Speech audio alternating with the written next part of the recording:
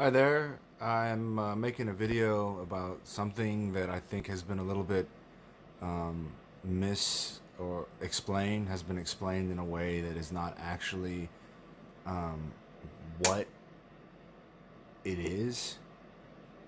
It's about semen retention. And a lot of people have posted videos about semen retention being associated with not masturbating or having sexual intercourse and having the seed stored.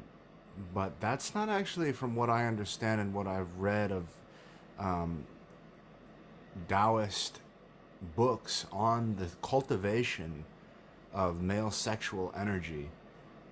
Actually, there's a process and there's a place uh, in the male's um, region of genitalia called, and this is something that I actually did today, and it actually completely transformed uh, one of, I don't know what it's called. It's like one of the like maybe the vas difference. It's like the under the testicle. There's like this this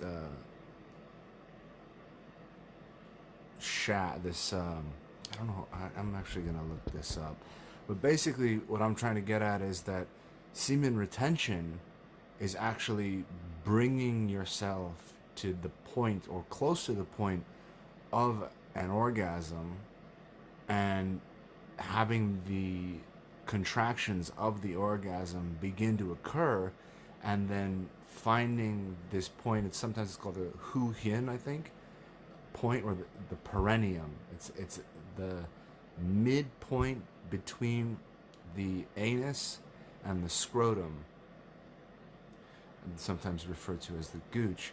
But there's this point called the $1,000,000 point, and you're supposed to take three of your fingers. It says the right hand, but you can do it with the left hand if you're masturbating.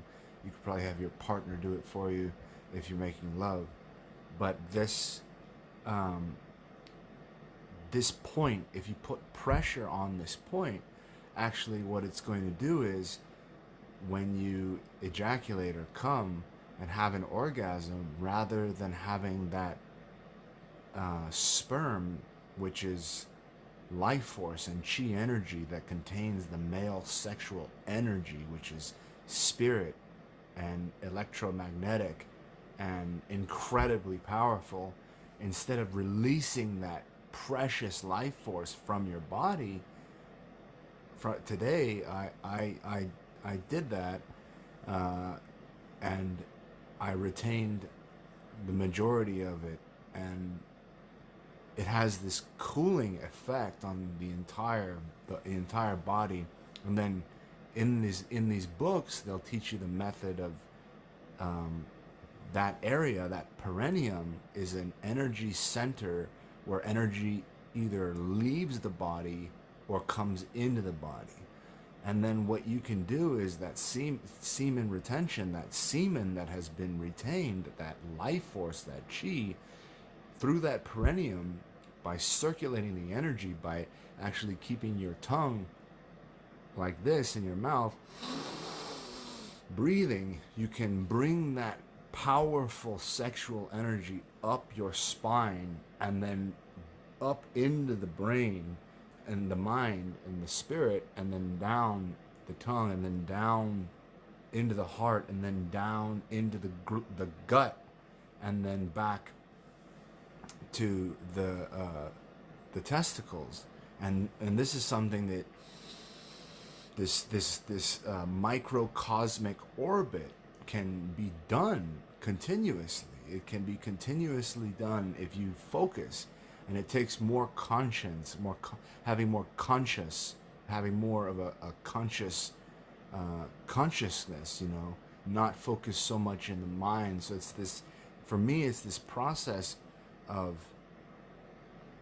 focusing my energy into these all these different vortices without focusing on thought or thinking, which is kind of difficult in contemplation. but it's definitely something that if you can manage to focus on that while at the same time living your life, the types of thoughts that you're going to have are going to be aligned a lot more with the inner being or the source within you, or um, you could say that which is moving you towards the most amazing life you could possibly imagine.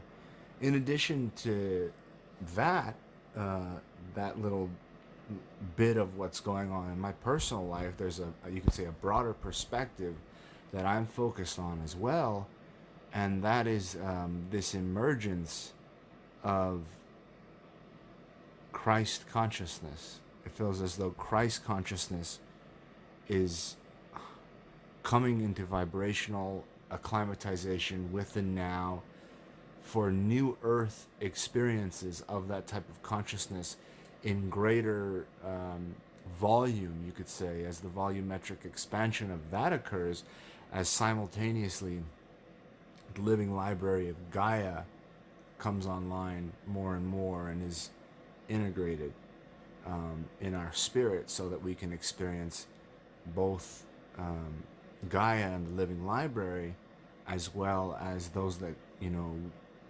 consider themselves a part of the body of Christ, to experience the uh, the new earth. So it's as though there is this.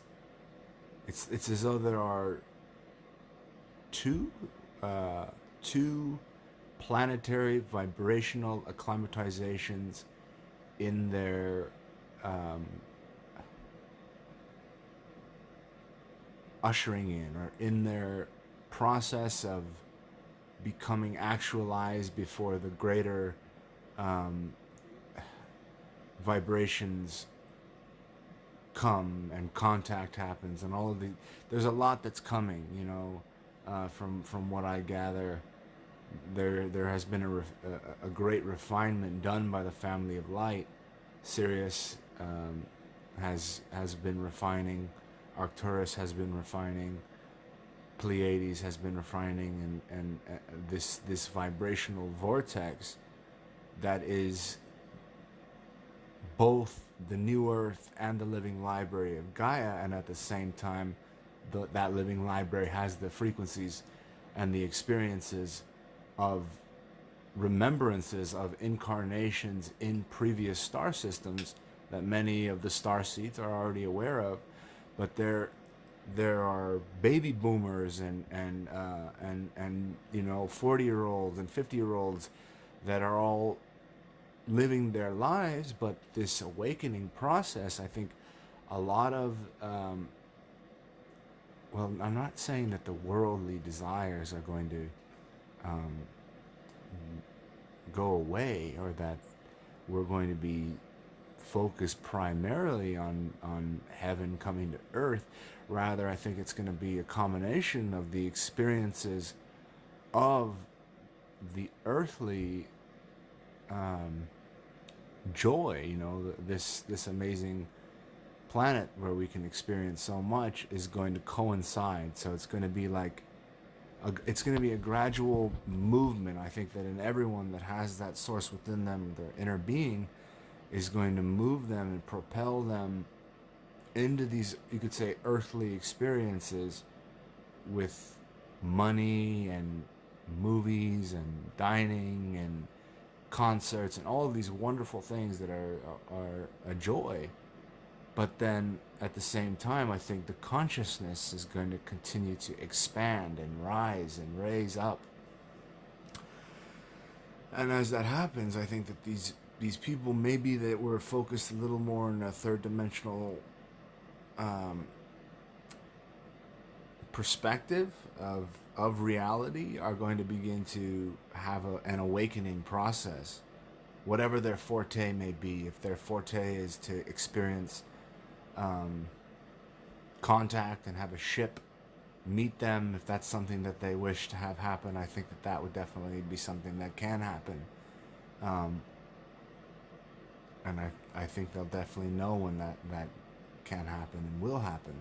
And then at the same time, if somebody knows of Lemuria, and they know that they were a member of Lemuria in another time, that they will have the experience of a remembrance of Lemuria while in the company of someone maybe that they've never met, being from Lemuria, and knowing that the person that they are interacting with was with them in that ancient civilization, and in Atlantis, and in ancient Kemet,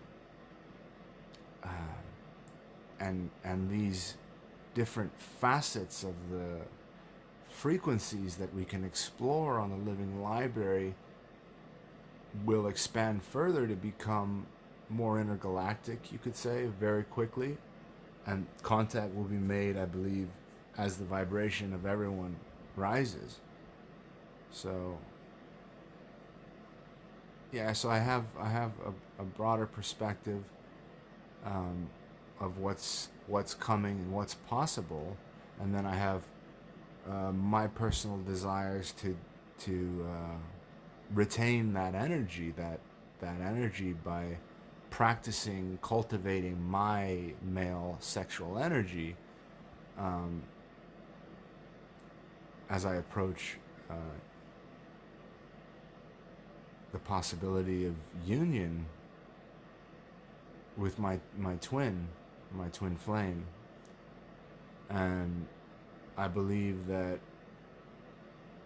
this movement of that union is also going to bring energies from the high cosmos down, and these energies have also been refined, and that is something that I think that it will be definitely a collective experience in a lot of ways.